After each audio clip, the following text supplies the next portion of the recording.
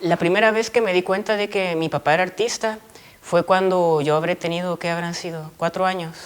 Y entré al estudio y habían estas dos grandes pinturas, de verdad así, no sé, 3 metros para mi tamaño y mi memoria, unas cosas enormes, de un como Mickey Mouse, al que tal vez se le había modificado el rostro, y el cuerpo de una mujer, o un cuerpo andrógino, que tenía como todas las tripas ahí, no sueltas, no derramadas, sino como colocadas, una especie de trabajo médico, parecía como una especie de diagrama.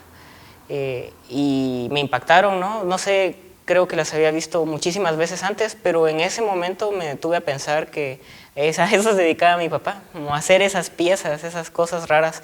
Esa creo que fue la primera vez. Él no me hablaba tanto sobre las piezas en sí, sobre las obras, aunque sí me hablaba sobre el arte, o por lo menos sobre el dibujo y sobre la pintura cuando era pequeño. Jugábamos mucho a hacer dibujos, él me hacía retratos y me explicaba cómo de repente, por ejemplo, uno podía dibujar cosas que parecieran que son reales, pero no lo son. Uno puede llevar las cosas a donde uno quiera, ¿no? Me acuerdo que eso me lo explicó haciéndome un dibujo de mí con la mitad de mi rostro como un cyborg. Me acuerdo muchísimo tanto las conversaciones que tenía él conmigo en las que se planteaban cosas filosóficas, se planteaban cosas espirituales o artísticas, y también me acuerdo de muchas conversaciones entre mis padres en las que yo estaba como un testigo, ¿no? Y me encantaba porque mi papá, cuando trataba de platicar conmigo, me sentía sumamente aceptado por su lado, como si yo fuera tratado como un adulto, que no significa que me tratara como un adulto, pero lograba hacer que yo me sintiera cómodo de expresar mis ideas y de que él las iba a estar leyendo. No lo estaba haciendo como para corregirme o para enseñarme, de verdad quería saber qué era lo que yo pensaba, y eso me estimulaba muchísimo. Basaba sus conversaciones en preguntas, ¿no? Me acuerdo mucho una en la que él habla acerca de en dónde estaba, y yo le decía en muchas partes, y él me decía que no podía ser de esa manera, tenía que estar en algún lugar. Y intentábamos como aterrizar si estaba en la memoria o si estaba aquí, si estaba en el diálogo. Ese tipo de cosas me planteaba, o qué era la libertad. Me acuerdo que una vez me preguntó mientras íbamos en un taxi. En esos momentos yo siento que él inclusive, y me lo comentaba, ¿no? Estaba pensando en ideas para obras, que no tengo idea de cuáles fueran, pero en algún momento yo era parte de, no sé, las fuentes que él podía como tener para inspirarse, o quizás para recrearse y tener como ese momento lúdico. Ahora, las que tenía con mi mamá eran mucho más rudas, eran así como conversaciones así, pues pesadas en términos intelectuales, ¿no? Yo no podía seguirles el paso ni de broma. Me acuerdo que hablaban mucho sobre el libre albedrío, hablaban mucho sobre las relaciones de poder, hablaban mucho sobre cómo funciona el lenguaje y cómo funciona la academia, que era algo que también él me presentaba mucho en sus conversaciones. Me preguntaba, ¿no? Y me encantaba. Me decía al principio, ¿usted cree que lo que hace su mamá sirve de algo? Y así como, por supuesto, porque está teniendo participación con un montón de comunidades, está haciendo cosas, está como usando el pensamiento para hacer cosas, ¿no? Y él me decía, sí, sí, tiene razón, lo que hace su mamá es útil. Y entonces se iba a otra cosa. Pero esa pregunta pasaba 2 o 3 veces por conversación. Así como, ¿y los académicos, ustedes sí les cree? Todavía me sigue dando vueltas la pregunta, la verdad. Se peleaba mucho con las figuras de poder mi papá. Él tenía, inclusive yo creo que incrustada la idea de que él se tenía que pelear con las figuras de poder. Entre más figuras de poder él tuviera en confrontación, mejor. Porque de ahí sacaba gran parte de sus ideas, creo yo, de confrontarse a cosas que no debían de moverse y él las mueve, ¿no? Él las perturba. Como un grafitero que llega y pinta sobre una pared en la que no debía ser pintada, ahí va ese vato y lo hace, ¿no? Para ver qué pasa, para sentirlo, para dialogar de alguna manera, un poco ruda, pero asertiva, con esas figuras de poder. Al punto en el que, por ejemplo, nunca llevaba papeles, ¿no? Nunca tuvo los papeles en regla, pero su firma, ¿no? Es este número, este código, que de alguna manera sí estaba presente en su obra, aunque él no manejara como estas cosas en la vida real. Y yo creo que esa era su forma de burlarse, particularmente de eso. Sí, las figuras de poder para mi papá eran retos, creo yo, como espacios difíciles de alcanzar para ir y colocarles una firma. En algún momento él me habló sobre artistas. Tal vez el primero del que me habló fue de Duchamp, porque él estaba buscando que yo entendiera más o menos qué era el arte conceptual. Entonces él se refería a Duchamp como una especie de burlón, que muy inteligentemente logró burlarse de todos en una exposición. Y también me habló de Magritte, un poco más adelante, cuando yo ya había como pasado la universidad, entonces él ya estaba como intentando hablarme sobre semiótica y cosas por el estilo, y así como más teórico. Y de lo que definitivamente me hablaba más era como de sus pensadores. Wittgenstein era un personaje que a cada rato salía en las pláticas.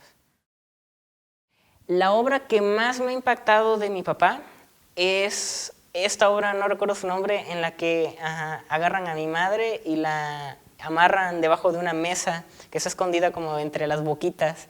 Yo no sabía que eso estaba pasando, yo estaba en la galería, era de Belia nuevamente, estaba jugando en la computadora, ¿no? Y de repente me da por preguntarme dónde estará mi madre, que lleva como, no sé, miles de horas, como saber dónde.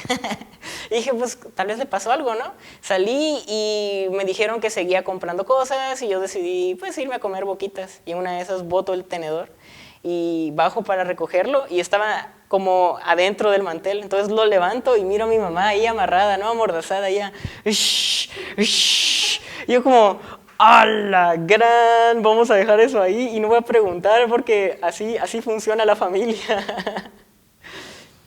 Esa ha sido la que más me ha impactado en términos como de impacto de experiencia. Pero en términos de reflexión, yo creo que la que más me ha impactado es la del préstamo. Y más que nada porque ahí fue donde comprendí que mi papá nunca hace una obra pensando solo en un acto, como en estos performances que suceden y son grabados para ser registrados y ahí queda, sino que él tiene como diferentes capas. Primero está la intervención, ¿no? O sea, llega y hace algo. Esa intervención después es registrada y lo que se muestra en la galería es el registro. En este caso es un texto, ¿no? Que nos dice qué es lo que sucedió. Y eso se me hace bien interesante porque entonces está la capa del fenómeno, del performance como tal, están las obras que están siendo influenciadas por este segundo acto que es presentar los registros, y aparte está la gente reaccionando ante la obra, el registro y las circunstancias, ¿no? Que está mi papá grabando con una cámara. Entonces al final la obra total es la gente, ¿verdad? Que está pues comiendo, platicando y quejándose de que los artistas pueden hacer lo que sea, pero qué chido, ¿verdad? Se están tomando el vinito. Eso todo ya lo dijo mi papá, ¿no? Hay como 1000 entrevistas donde habla sobre eso, creo yo. Pero eso a mí me impresionó porque dije, uno puede hacer que una cosa sea otra y esa otra cosa pueda ser otra cosa. Son muchas dimensiones y la cámara te permite hacer eso. El registro, la evidencia, que creo que son cosas que el arte en Guatemala toma mucho en cuenta, ¿no? Queremos mostrar evidencias de la realidad en la que vivimos. En este caso, la evidencia no solamente es eso, sino también es como una trampa en la que uno cae para comportarse de cierta manera y volverte a registrar. Y así se la pasaba haciendo mi papá con las cámaras. Estaba todo el tiempo grabando cosas o sea, como de la cotidianidad de mi mamá, o en las fiestas de cumpleaños él ponía una cámara mientras jugaba con mis compañeritos. Lo que pudiera grabarse para ser utilizado para algo, él lo estaba haciendo. Y eso a mí me marcó terriblemente. El hecho de que supiera que cualquier momento podía ser utilizado en tu contra para un fin estético. Yo creo que percibí el cambio de técnicas, de ideas, o por lo menos de estrategias, en el momento en el que él también estaba como explorando otras cosas como persona, como consumidor de contenido de todo tipo. Algo que me encanta rescatar de mi papá era de su relación con la cultura de masas, con la cultura popular. Él me sentaba a ver Locomotion, ¿sí? Él me sentaba a que viera yo Evangelion, o estos extraños visuales con música electrónica que de repente ponían en lo mismo, ¿no? Me ponía a ver cosas en la televisión que no necesariamente estaban apuntando como a lo tradicional, sino más bien a lo experimental. Eso sucedió de repente, no sé, un día solo empezó a hacerlo. Un día de repente le gustaron los videojuegos y estábamos jugando muchos videojuegos. Y yo creo que sí hubo, no sé, otras ideas pasando por el estudio y pasando por sus mesas desordenadas cuando empezaron a aparecer estos otros productos, al menos cuando los compartía conmigo. Mi papá ahorita estaría, yo creo que él estaría platicando con mucha gente joven. Estaría haciendo locuras y platicando con mucha gente joven. No sé qué tipo de interfaz utilizaría para esto, pero yo siento que él siempre estaba buscando diálogos y que estos diálogos siempre trajeran cosas muy nuevas. Siempre se estaba quejando con los artistas con los que platicaba de que eran demasiado cuadrados, de que se tomaban demasiado en serio su papel de artistas. Y creo que algo que los jóvenes tal vez tienen es de que no se toman tanto en serio a la hora de ser creadores, y eso creo que les daba una conexión especial con mi papá. Yo estoy seguro de que él estaría haciendo eso. El poema que yo escribí sobre mi padre trata acerca de lo que yo pienso acerca de su obra. Me lo pidió Belia de Vico, junto con otro texto, o lo que yo quisiera entregar, ¿no? Para que se viera en esta exposición que se hizo. Me temo que no recuerdo los nombres, soy igual de despistado que mi papá en estas cosas, pero esa entrevista que sabemos que fue, ella me pidió esos dos textos, y yo decidí hacer primero el poema porque sentía que era mi forma de seguir el diálogo que tenía con mi papá con respecto a qué puede hacer la literatura, y de alguna manera yo intentar explorar lo que él estaba haciendo, pues era la manifestación de ese diálogo, en el que concluyo que es una ruptura, ¿no? Lo que hace mi papá es hacer rupturas. Él desnuda las cosas, las deja ahí crudas para que la gente las tenga que volver a explorar, las tenga que volver a confrontar, y en esa confrontación hay arte, hay, no sé, la aparición de algo más, algo que siempre estuvo ahí pero se renueva con su acto super punk que hace. Creo que nosotros lo estamos llamando como original gangsta, que no significa necesariamente que el vato se la pasaba como amenazando gente o robando o yo qué sé, pero sí tenía que hacerlo todo desde su propia capacidad, su propio poder para transformar las cosas, y eso tenía que ser valioso porque venía de un lugar marginal, de un lugar outsider, ¿no? El que tú tengas ese poder para hacer las cosas a tu manera es algo que viene mucho en la tradición de los grupos, de las pandillas, de todo esto, ¿no? Yo me interesé por las maras cuando era pequeño porque yo tenía como cierta noción de que él pertenecía a los cobras y de que existió como la cultura chicana en su haber, y de alguna manera yo me identificaba con esas cosas. Ahora que veo las fotos de la época, su ropa, es que se mira tan cholo ese vato con sus lentes y su cola y su rostro y su actitud.